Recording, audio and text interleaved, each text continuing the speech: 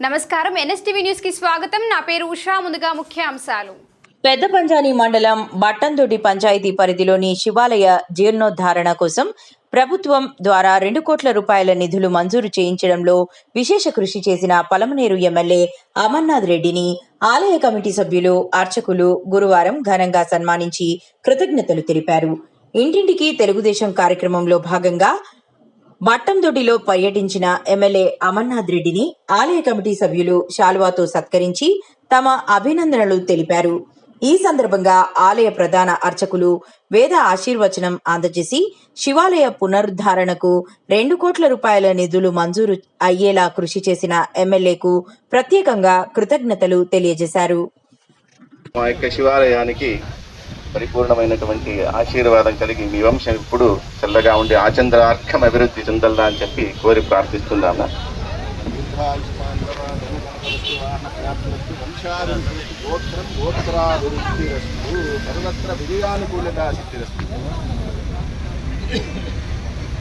సర్వత్ర విజయానుకూలత సిద్ధిరస్తు.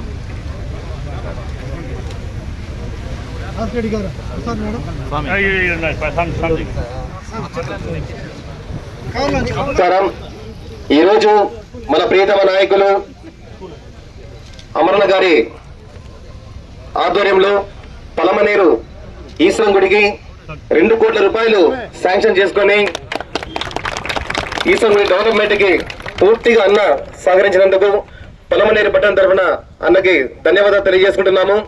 అదేవిధంగా గంగమ్మ గుడికి కూడా అన్నగారు ప్రపోజల్ పెట్టడం జరిగింది.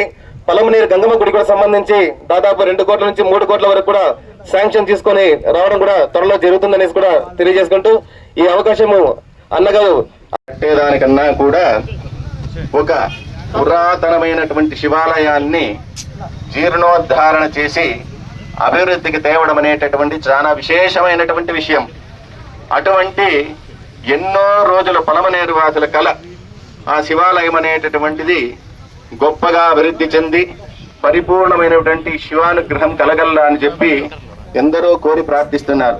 అటువంటిది మన యొక్క ఎమ్మెల్యే గారు అమరన్న గారి హయాంలో వారు పెద్ద మనసుతో ఆ శివాలయాన్ని జీర్ణోద్ధర కార్యక్రమాన్ని పూనుకొని విశేషమైనటువంటి అభివృద్ధికి తోడ్పడినారు.